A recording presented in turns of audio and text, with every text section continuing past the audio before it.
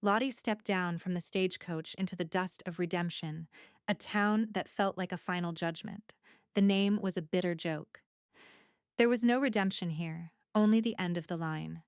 Her husband, Daniel, was buried 200 miles back on the prairie, his grave marked by a pile of rocks she had been too weak to stack any higher.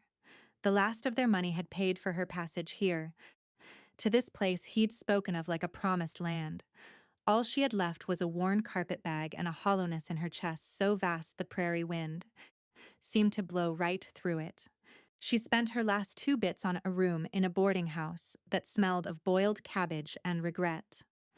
From the grimy window she watched the town, men with sun-scorched faces and narrowed eyes, women who pulled their shawls tighter and hurried past, their gazes sliding over her as if she were a ghost already. She was a stranger, a widow, a burden waiting to happen. She saw it in their faces. She had one day, maybe two, before the charity of the boarding house owner curdled into suspicion and she was out on the street. It was desperation that led her to the notice tacked to the board outside the general store. The paper was crisp, the handwriting stark and black, with no pleasantries. Housekeeper wanted. Muskelbee Ranch, Musby Poetcheesers. Inquire at the ranch, N. Blackwood. The name meant nothing to her, but the word spoke a language she understood, hard, unyielding, and honest in its lack of welcome. It was a job, a roof, a reason to draw her next breath. That was enough. The walk to the Circle B was long, the road a ribbon of dust winding into the foothills. The sun was relentless. By the time she saw the ranch house nestled in a copse of cottonwoods, her throat was raw and her hope was as thin as her worn-out soles. The house was large, built of dark, sturdy logs, but it had an air of neglect. Weeds choked the porch steps, and a shutter hung crooked, like a broken wing. It was a place that had given up.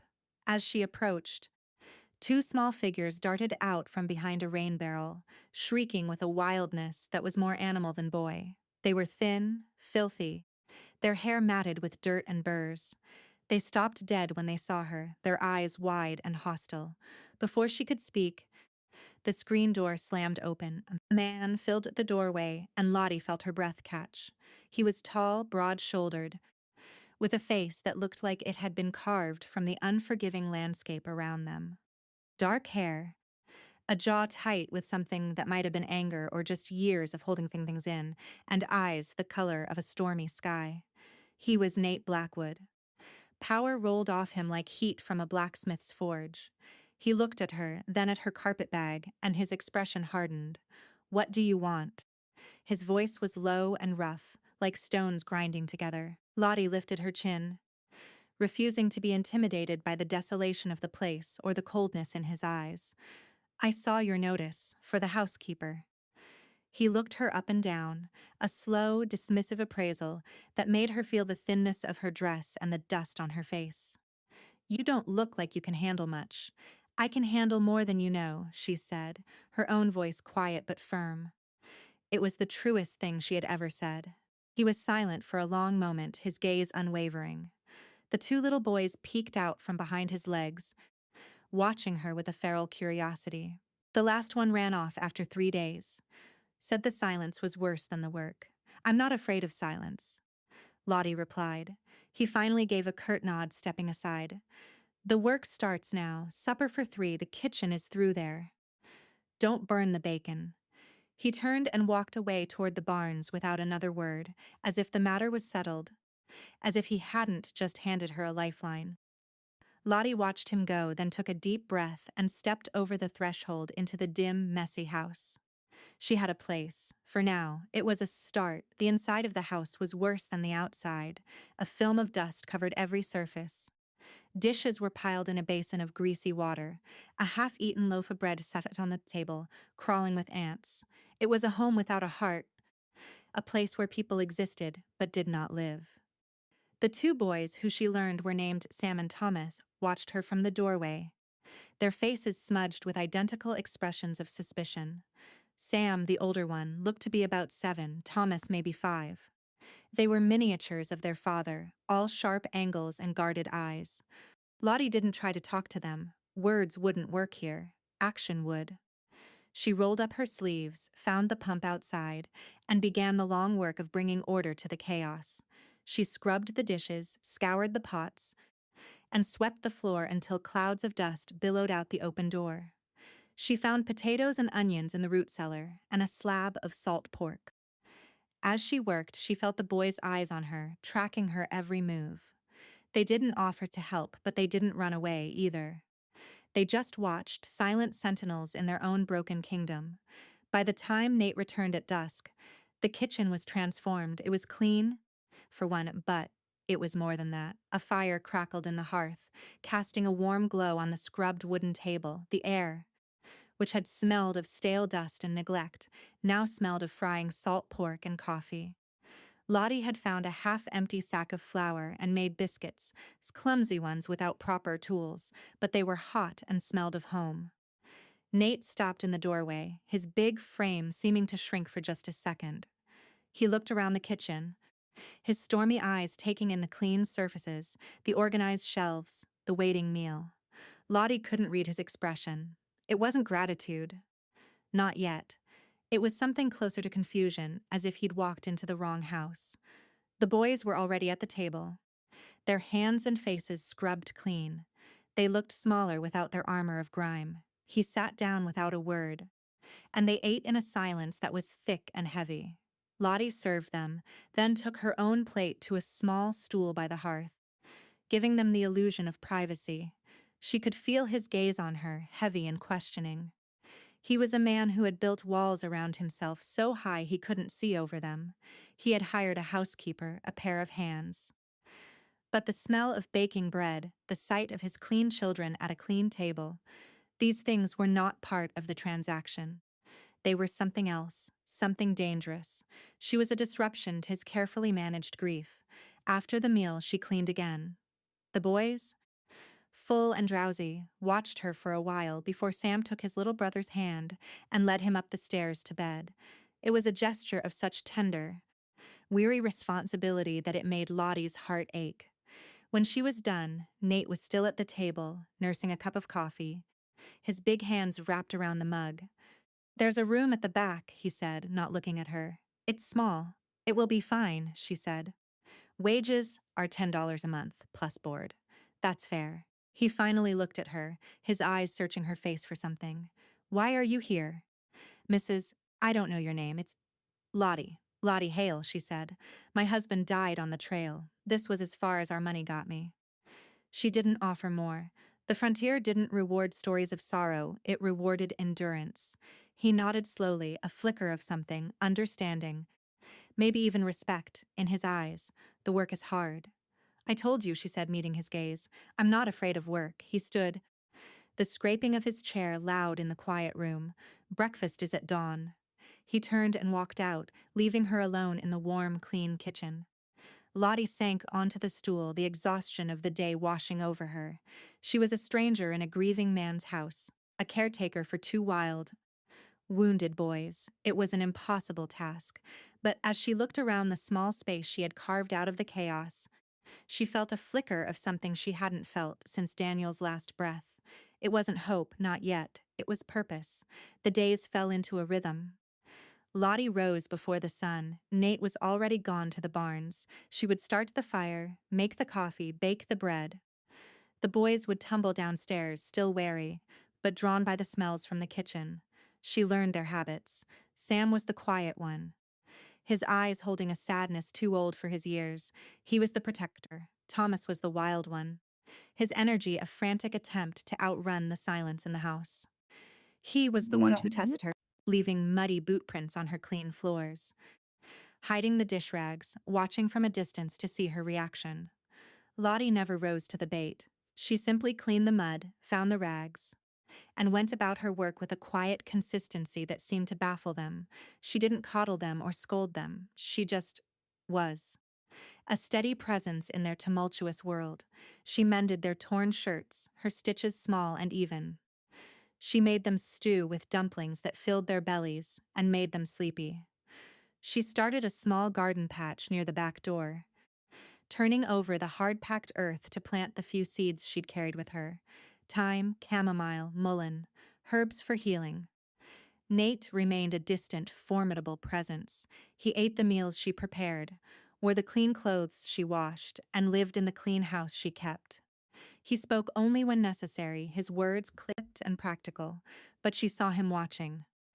She would look up from her sewing and find his eyes on her from the doorway before he would turn and walk away. He noticed the way she hummed a quiet tune while she worked. He noticed the patch of green growing by the door.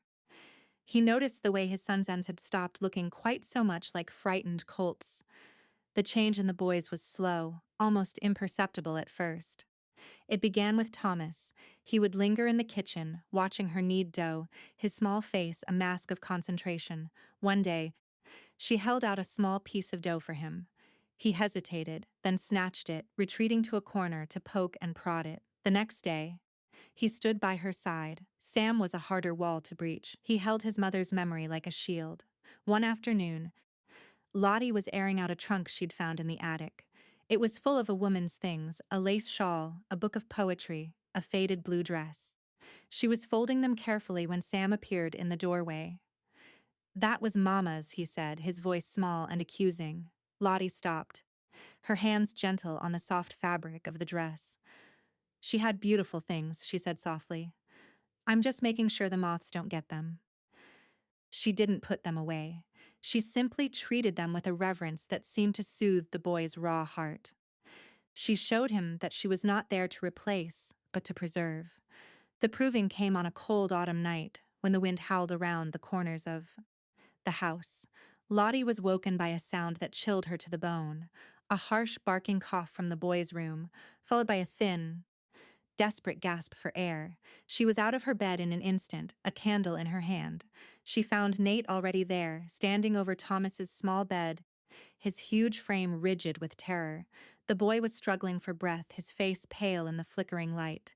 It was croup, a vicious, swift sickness that could steal a child's breath in a matter of hours. Nate was frozen, his face a mask of anguish. Lottie saw on his eyes the ghost of another sickbed, another child, another wife he couldn't save. He was lost in a past horror, useless in the present crisis. "Get me the big kettle," Lottie said, her voice cutting through his panic. "Fill it with water and put it on the fire. And bring me all the blankets you can find." Her calm authority shocked him into action. He moved, his motion stiff and clumsy. But he did as she asked. While he was gone, Lottie gathered the dried mullein leaves from her new shelf. She spoke to Thomas in a low, soothing voice, stroking his damp hair. "It's all right, little one. We'll make it easier. You just breathe with me." When Nate returned, she had him help her build a tent of blankets over the boy's bed.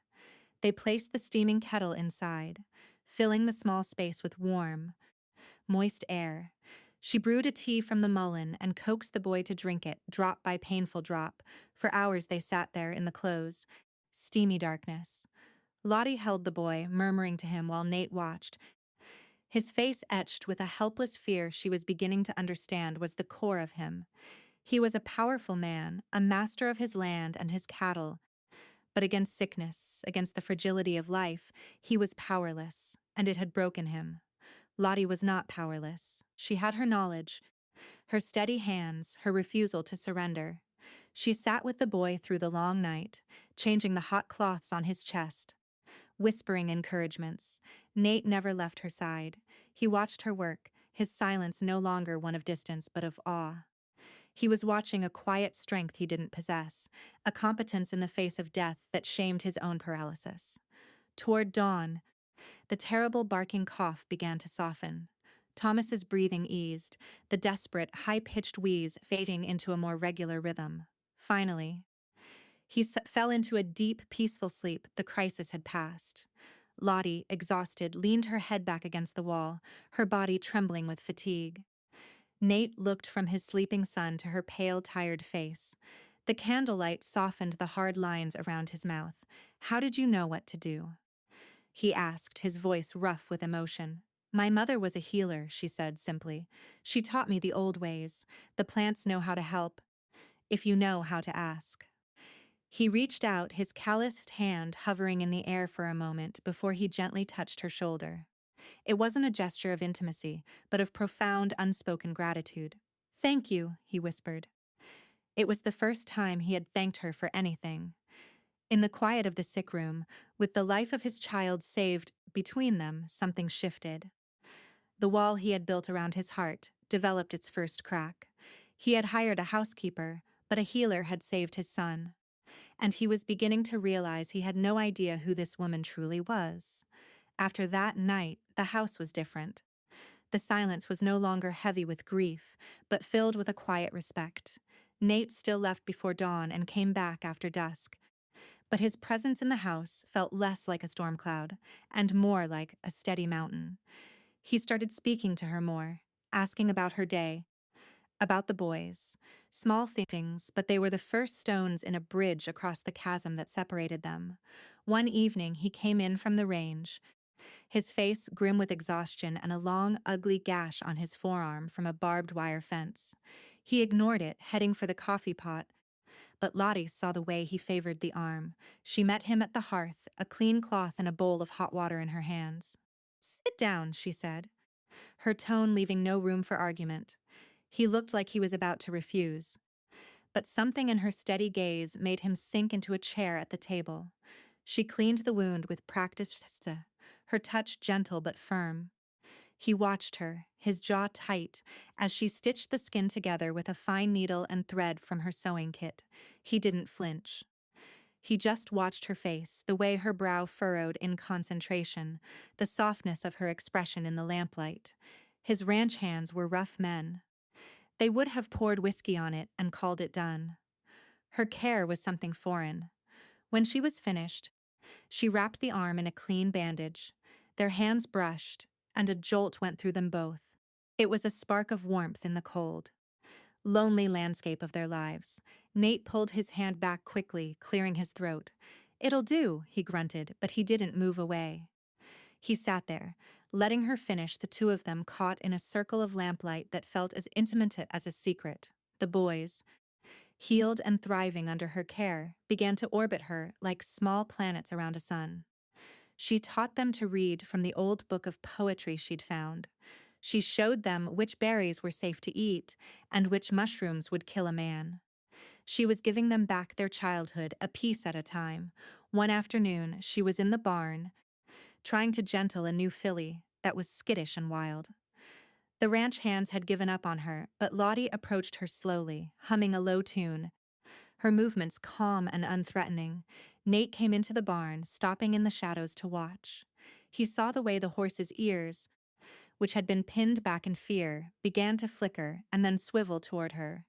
He saw Lottie reach out a hand, not to the horse's head, but to its shoulder, a gesture of partnership, not dominance. The filly blew out a long breath and leaned into her touch. It was a kind of magic, a quiet language of trust he had never seen before. He had men who could break horses. This woman could heal them. The next morning, Lottie found a new, sturdy shelf hammered into the kitchen wall next to the stove. It was perfectly placed for her jars of herbs, which had been cluttering the windowsill. Nate was already gone, but the fresh scent of sawn pine hung in the air. He hadn't asked. He had just seen a need and filled it. It was his way of speaking, a language of deeds, not words. Lottie ran her hand over the smooth wood, her heart giving a small, hopeful flutter. The turning point, the moment that both built and broke the fragile piece, happened on a sunny afternoon. Sam, showing off for his little brother, tried to walk the beam in the hayloft. He slipped, tumbling into the soft hay below. He wasn't hurt, just frightened, but his cry brought Lottie and Nate running from opposite directions. They met at the boy's side, their concern a shared, frantic pulse. "I'm all right," Sam said, his face red with embarrassment. Lottie knelt, checking his arms and legs, her hands quick and sure. Nate stood over them, his own fear a palpable thing. Reassured, Sam scrambled to his feet. He looked from his father's worried face to Lottie's gentle one, and without thinking, the words tumbled out. "I'm sorry, Mama, I won't do it again." The word hung in the dusty air of the barn, loud as a gunshot. "Mama." Sam's eyes went wide. He clapped a hand over his mouth as if to snatch the word back. Thomas, standing nearby, looked terrified. Lottie froze, her heart seizing in her chest. She looked up at Nate. His face had become a mask of stone. The warmth that had been slowly growing in his eyes was extinguished, replaced by a glacial cold. He looked at Lottie, then at his son, and the look on his face was one of deep, agonizing betrayal. He turned without a word and strode out of the barn, his back ramrod straight, leaving a silence that was colder and more final than any they had ever shared. Lottie knew, with a certainty that felt like a physical blow, that she had just crossed a line from which there was no return. She wasn't his housekeeper anymore. She was a threat to the memory of his wife. The warmth vanished from the house, as if a winter storm had blown through. Nate retreated back behind his walls, but this time they were higher, colder, fortified with fresh grief and fear. He barely spoke to her, his orders clipped, his eyes avoiding hers. He ate his meals quickly. His shoulders hunched and disappeared as soon as he was done. He was trying to choose the intimacy that had grown between them, trying to shove her back into the role of a paid servant. He began to separate her from the boys. He took over putting them to bed, a task she had come to cherish. He had them do their lessons with him at the big table, his voice stiff and impatient where hers had been gentle. He was trying to reclaim his family, to push her to the outer edge where she belonged. But the boys didn't understand. They would look to her for help, their faces confused and hurt, and she would have to turn away, her heart breaking. Nate had made his choice. He was choosing the past. The final blow came on a Sunday. Nate had decided they would go to church in redemption, the first time since she had arrived. He announced it at breakfast, his voice flat. It was a statement. He was presenting his family to the world. A family that consisted of him and his two sons. She was the housekeeper. She was to stay behind. From the kitchen window, Lottie watched them leave in the wagon, the boys scrubbed and uncomfortable in their stiff clothes. Nate sat tall and straight, his jaw set, looking ahead as if driving toward a battle. When they were gone, the silence of the house pressed in on her. It was no longer a comfortable silence. It was the sound of rejection. In town, Nate's reappearance with his sons caused a stir. People murmured greetings, their eyes full of curiosity. Mrs. Gable, the banker's wife and the self-appointed queen of Redemption Society, descended upon him like a hawk. She had a niece she'd been trying to match with the wealthy rancher for a year. "Nate, dear," she cooed, her eyes flicking over the boys. "It is so good to see you honoring Sarah's memory by bringing her sons to the house of the Lord." Her words were honey-laced poison, a reminder of his duty to his dead wife. "I hear you have help at the ranch now." The word help was weighted with disapproval. "One must be so careful. A man in your position, so vulnerable." The preacher's sermon seemed to echo her words. He spoke of false comforts, of worldly temptations that could lead a grieving man astray from the righteous path of memory. He spoke of wolves in sheep's clothing. Every eye in the small church slid toward Nate Blackwood. He sat rigid in the pew, his sons on either side of him, feeling the weight of the town's judgment. They were telling him to guard his heart, to guard his wife's memory. They were telling him to get rid of the woman who had brought his house back to life.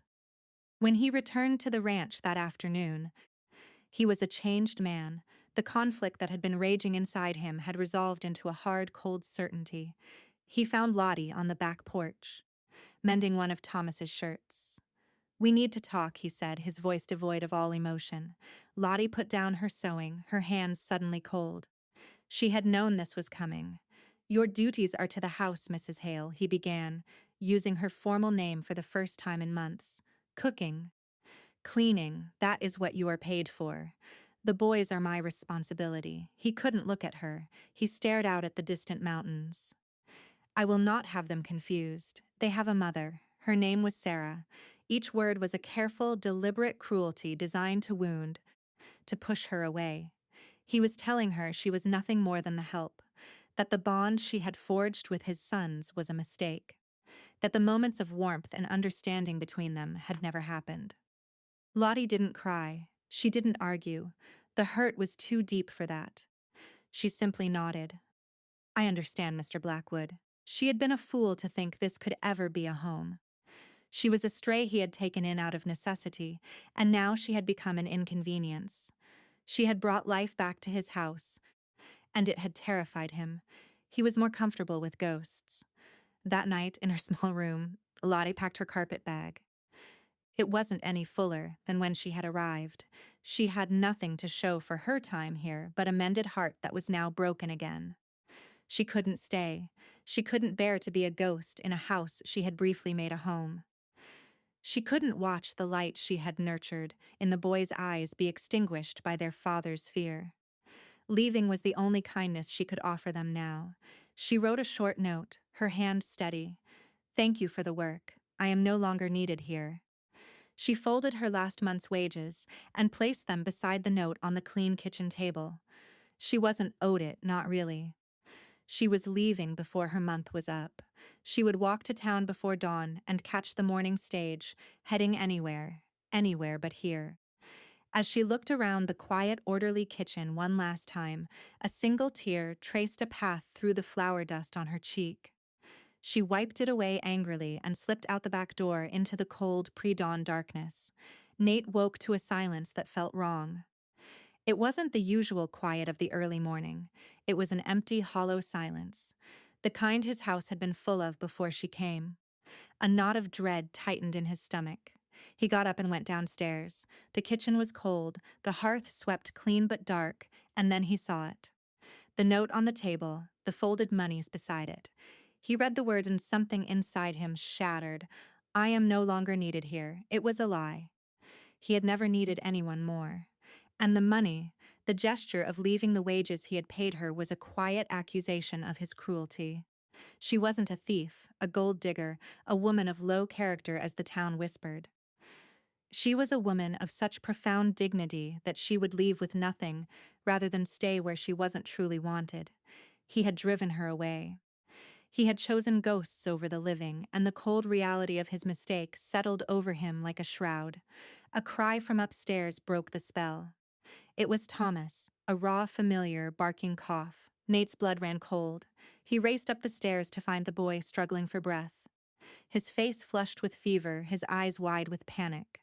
The croup was back with a vengeance. Nate's own panic rose, hot and choking. He looked around the room, his mind racing. The doctor was a day's ride away. The town had no one with any real skill. There was only one person who knew what to do, and he had just sent her away.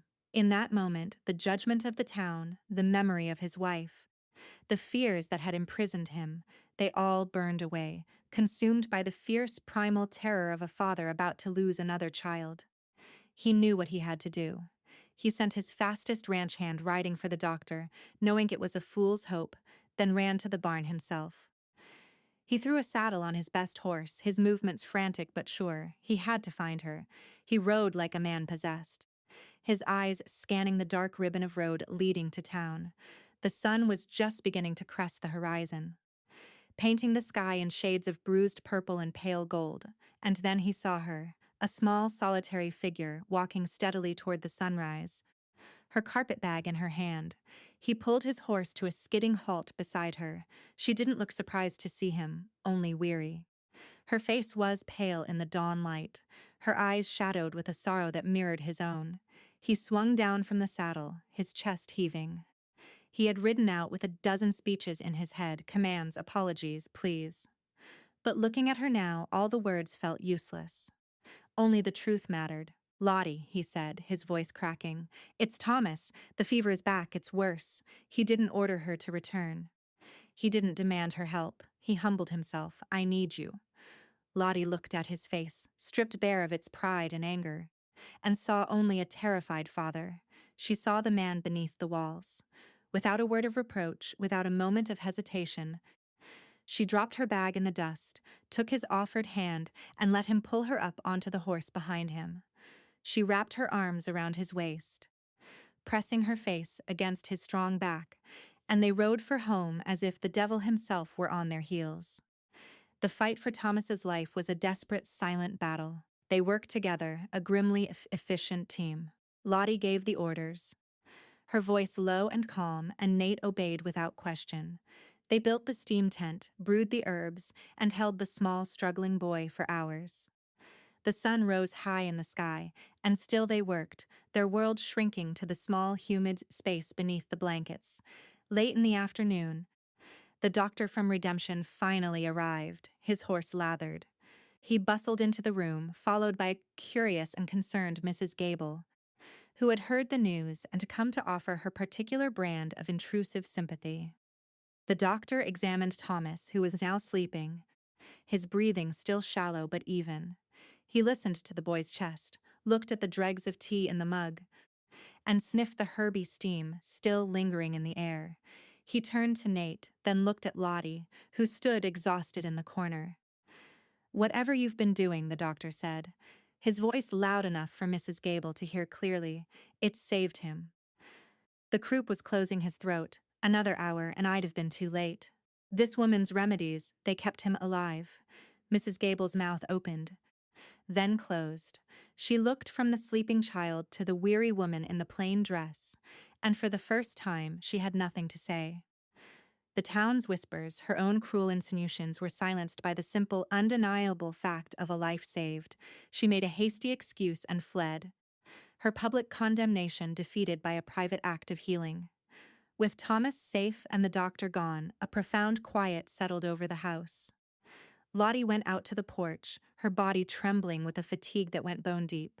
She sank onto the top step, staring out at the land as the sun began to dip toward the mountains. Nate followed her out. He stood behind her for a long moment before coming to sit beside her, leaving a respectful distance between them. "I was wrong," he said, his voice low and heavy with shame. "I was afraid when Sam called you that word. It felt like I was burying Sarah all over again. Like I was letting her be replaced." He looked at his own calloused hands. "She died in that room upstairs. The fever took her so fast. I've been so scared of losing someone else that I forgot how to live. I filled this house with ghosts because I thought it was my duty to her memory." He finally turned to look at her, his stormy eyes clear and filled with a raw, painful honesty. "You didn't replace her. You brought this house back to life. You brought my sons back to life. You saved Thomas twice. But you also saved me, Lottie, from my own foolish pride. From a grief that was killing me slower than any fever." This was his truth, his confession. A rancher might get lost in a storm, but a man could get lost in his own heart for good. Before Lottie could respond, the screen door creaked open. Sam and Thomas came out, their faces clean, their eyes fixed on their father. Sam, ever the brave one, stepped forward. He looked then at Lottie. "Pa," he said, his voice trembling slightly. "Is she staying?" He took a breath. "Can Mama stay?" The forbidden word, spoken again, but this time the air didn't freeze. Lottie held her breath, her gaze locked on Nate. This was the moment, the choice between the past and the future. Nate looked at his sons, at their hopeful, anxious faces. Then he looked at Lottie, truly looked at her, seeing not a housekeeper, not a healer, but the woman who had rebuilt his world. He reached across the space between them and took her hand, his grip warm and sure. He didn't answer his son. He answered her. "She is the heart of this house," he said, his voice thick with emotion. "I reckon we can't get by without her." He squeezed her hand, a public declaration in front of the only witnesses that mattered. He smiled, a real smile that transformed his harsh face, and said to his sons, "Yes, Mama is staying." Months passed, flowing into a season of quiet healing. The autumn chill gave way to the deep peace of winter, and then the slow, green promise of spring. The Circle B Ranch was no longer a place of silence and sorrow. It was filled with the sound of the boys' laughter, the smell of Lottie's baking, and the steady, quiet rhythm of a family being built, piece by piece. Lottie taught the boys their letters, and Nate taught her how to read the brands of his cattle. They worked side by side, a silent partnership that was stronger than any spoken vow. The town of Redemption watched and whispered, but the whispers had changed. Mrs. Gable held her tongue, shamed into silence by the doctor's public praise of Lottie. The story of how she had saved the Blackwood boy had become a local legend, a testament to a quiet strength that was more powerful than gossip. When Lottie came to town now, women nodded to her, a gesture of respect. She was no longer the stranger, the outsider. She had earned her place. One warm evening in early summer, Nate came up to the porch where Lottie was sitting with the boys, watching the fireflies begin to dot the twilight. He was holding a piece of wood, freshly carved and sanded smooth. In his simple, careful lettering, he had carved NB and LH intertwined inside a circle. He didn't make a grand speech. He didn't get down on one knee. He just held it out to her. "The ranch needs a new brand," he said, his voice soft. "One that shows it's whole again." Lottie traced the letters with her finger, her heart so full it felt like it might burst. It was more than a proposal. It was a promise, a statement that their lives, their futures, were now bound together. She looked up at him, her eyes shining in the fading light. "Yes," she whispered. It was the only word that mattered. The boys, seeing the look that passed between them, let out a whoop of joy and threw their arms around her. Nate stepped closer, placing a hand on her shoulder, his touch warm and protective. He was a man who knew you couldn't build a future by living in the past. They stood there together on the porch, a small, unlikely family, watching the stars come out over the vast, quiet land. The house behind them was warm and bright, no longer haunted by ghosts, but filled with love. Lottie had arrived as a housekeeper, a stranger with nothing but a broken heart. But in this place, with this man and his motherless boys, she had found everything. She had found a home.